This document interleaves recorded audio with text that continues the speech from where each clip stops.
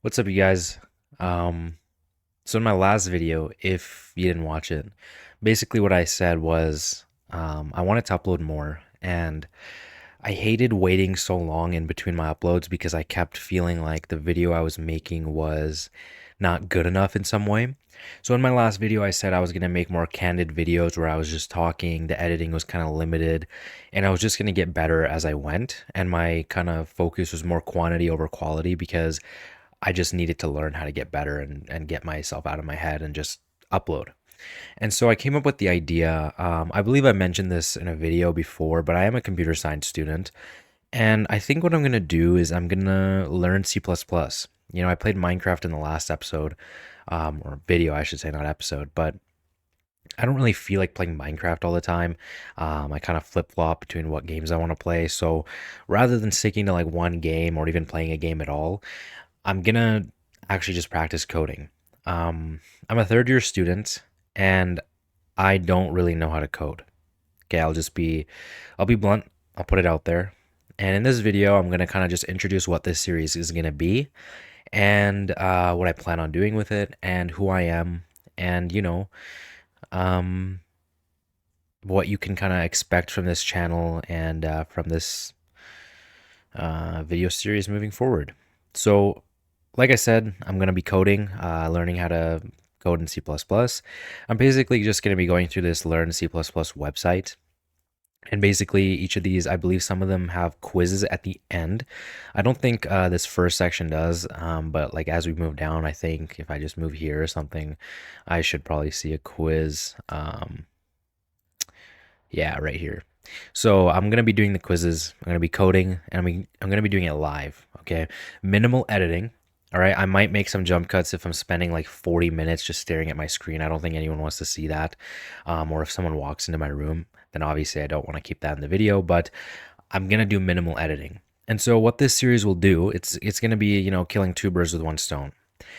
On one hand, if this video series goes nowhere, it doesn't really blow up or anything like that, and I don't get to, build a community off of it or help people or, be helped by the coding community or whatever, then I still have like a um, database or a record of me learning a language and actually, using no AI. And that's a big important thing because I'm not going to be using AI at any point. I'm going to just pretend like it's not a thing, like it doesn't exist. And basically, what I'm going to do is I'm going to go through these. I'm going to try to bang out like maybe a couple of these lessons, code them in VS Code, and just learn. And I would really encourage, if you are watching this and you do know how to code, I'd love to get some help, some advice. And if you want to even join me and just do it alongside me, that'd be also very cool as well. But yeah, again, like I said, if I don't get popular off of it, if I don't actually get to become a YouTuber off of it pretty much, then I still have a record of, me learning a language with no AI and committing myself to uploading consistently for, X amount of episodes or videos. On the other hand, if I do blow up from it, well, then I get two benefits. I not only became a YouTuber and achieved my dream, but I also learned how to code alongside of it. So the basic structure is, again, like I said, we go through all of this website. We'll build some projects as we go, and I want to start coding leak code problems in C++.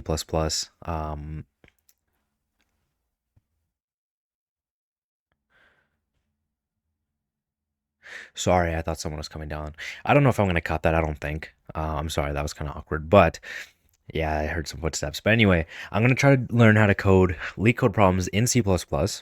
And because I've been using Java and Python for it, and everyone hates C++, but I actually really, really enjoyed it. I took a class this semester on it and I just fell in love with it. So I really do want to learn actually how to code it. I'm very weak in it. So, I might know a fair bit about the basics and the beginning portion of it, but right about like, when we get to like bit manipulation and stuff is going to start getting tough for me, and constructors and classes and stuff. It's not my best skill set there. So that's what we're gonna kind of get to eventually, and hopefully I don't suck at it as much as I do now. So moving on, who am I, right? why do I care? You probably clicked on this video. You don't know anything about me. Or like, why is this guy just blabbering about random shit, right?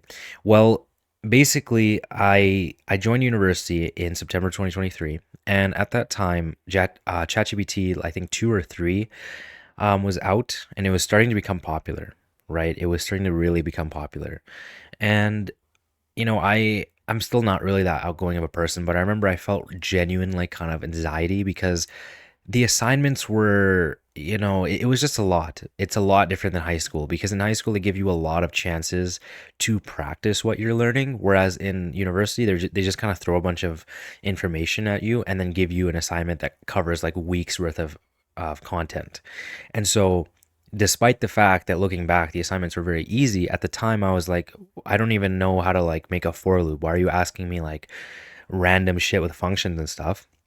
But basically, I was able to use AI to help me and teach me. And I didn't go to any tutorials. I didn't have to ask anybody else in my class.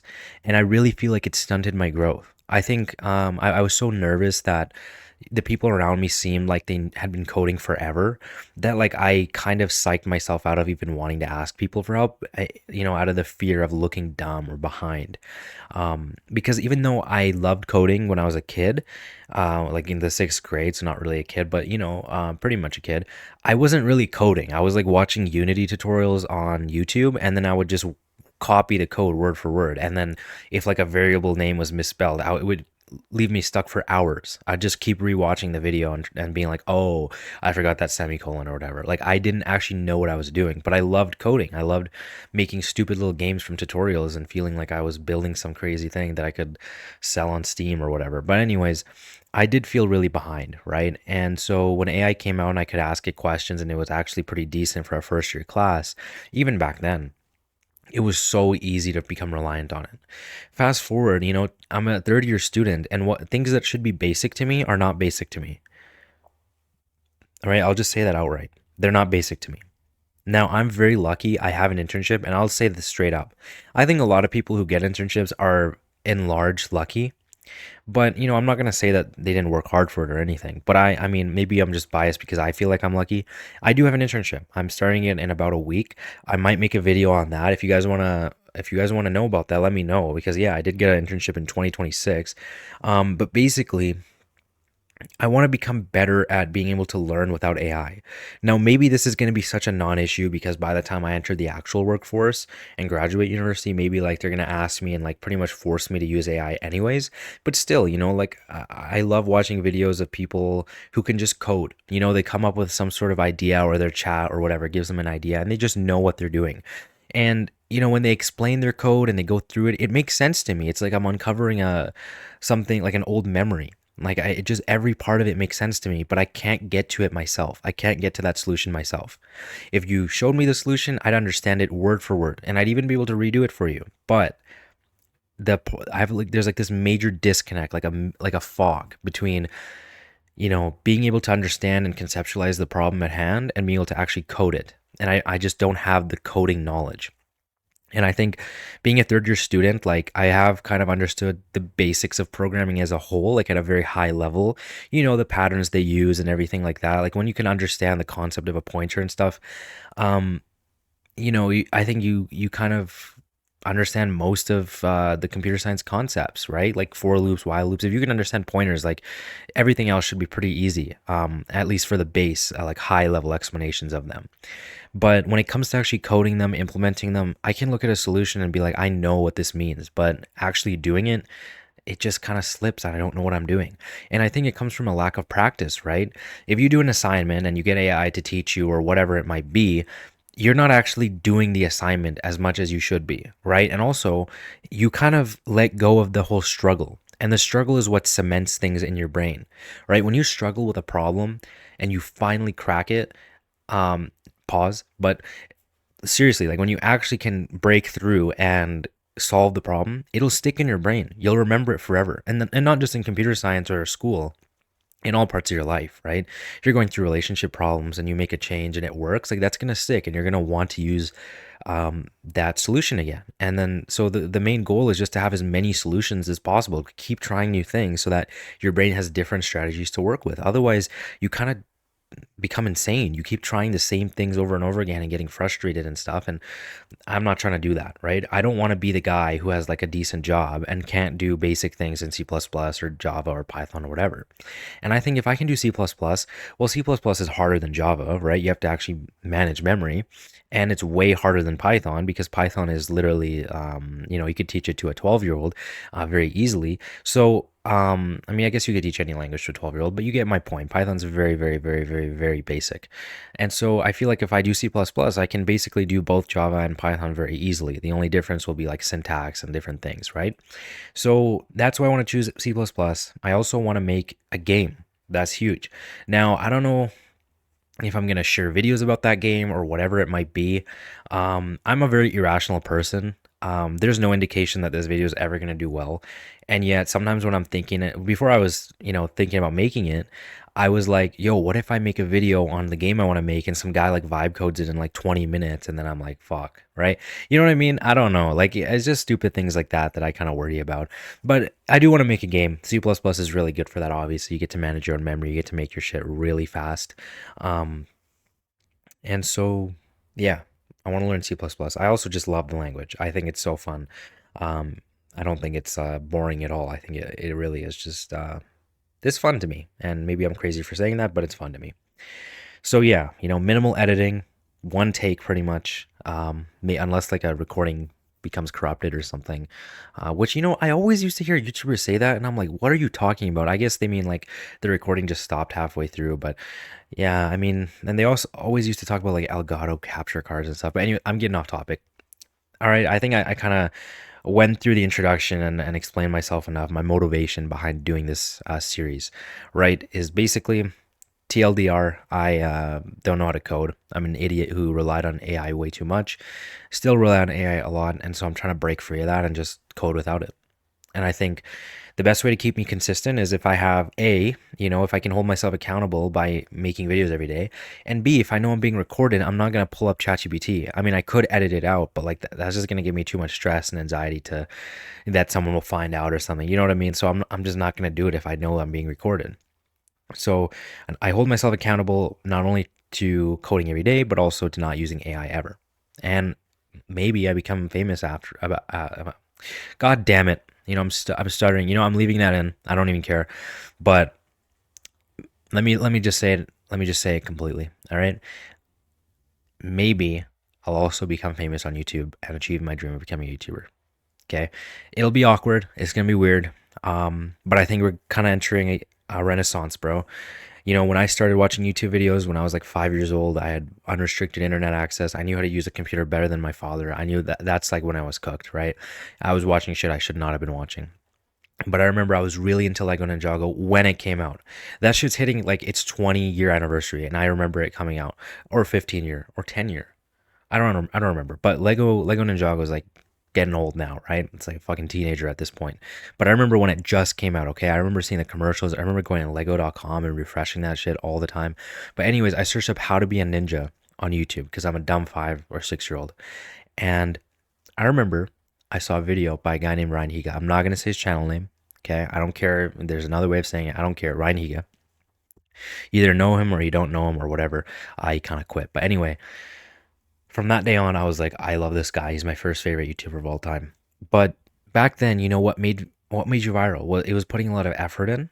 And then we kind of moved into the BuzzFeed era where like it was having a really high quality video, right? We moved from, basic like amateur and very, very a lot of passion and love put into a project with like a minimal budget. We went from that to like a full scale like movie type budget for these YouTube videos. And I remember that it kind of peaked around like 2017-18 where like every YouTuber had like 4K cameras and like everything, and it just turned into like this whole like corporatized thing where like there's sponsorships and a YouTuber's acting like this in one video and he's a completely different guy in the next. But anyways, I think we're coming back around, man. I think with AI, like because you can make high quality stuff, high quality in quotes, high quality from about 20 feet away, videos in very short time. I think people are really, really loving like the short form stuff, or not the short form, the long form stuff and the human stuff, right? A lot of people hate those videos where like someone's yelling and screaming at you 10 seconds in, because unless you're like a brain dead baby who